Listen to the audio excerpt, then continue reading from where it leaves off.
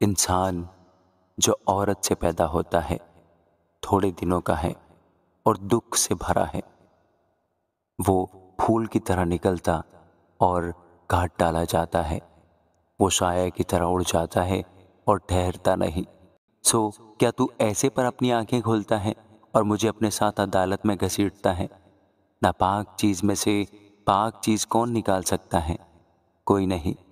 اس کے دن تو ٹھہرے ہوئے ہیں اور اس کے مہینوں کی تعداد تیرے پاس ہے، اور تو نے اس کی حدوں کو مقرر کر دیا ہے جنہیں وہ پار نہیں کر سکتا۔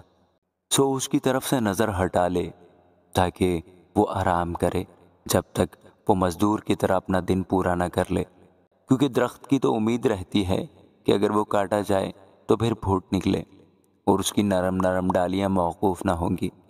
اگرچہ اس کی جڑ زمین میں پرانی ہو جائے، اس کا تنا مٹی میں گل جائے، تو بھی پانی کی بو پاتے ہی وہ شگوفے لائے گا اور پودے کی طرح شاخیں نکالے گا۔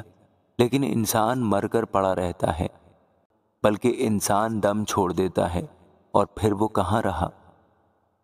جیسے جھیل کا پانی موقوف ہو جاتا اور دریا اترتا اور سوکھ جاتا ہے، ویسے ہی آدمی لیٹ جاتا ہے اور اٹھتا نہیں۔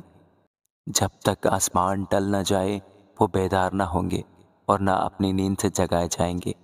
کاش کہ تو مجھے پاتال میں چھپا دے، اور جب تک تیرا قہر ٹل نہ جائے مجھے رکھے، اور کوئی معین وقت میرے لیے ٹھہرائے اور مجھے یاد کرے۔ اگر کوئی آدمی مر جائے تو کیا پھر جیے گا؟ میں اپنی جنگ کے کل ایام میں منتظر رہتا جب تک میرا چھٹکار ہوتا۔ تو مجھے پکارتا اور میں تجھے جواب دیتا، تجھے اپنے ہاتھوں کی صنعت کی طرف رغبت ہوتی۔ پر اب تو میرے قدم گنتا ہے، کیا تو میرے گناہ کی تاک میں لگا نہیں رہتا؟ میری خطا تھیلی میں سربے مہر ہے، تو نے میرے گناہ کو سی رکھا ہے۔ یقیناً پہاڑ گرتے گرتے معدوم ہو جاتا ہے اور چٹان اپنی جگہ سے ہٹا دی جاتی ہے۔ پانی پتھروں کو گھس ڈالتا ہے، اس کی باڑھ زمین کی خاک کو بہا لے جاتی ہے۔ اسی طرح تو زمین کی امید کو مٹا دیتا ہے۔ تو سدا اس پر غالب ہوتا ہے، وہ گزر جاتا ہے تو اس کا چہرہ بدل ڈالتا اور اسے خارج کر دیتا ہے۔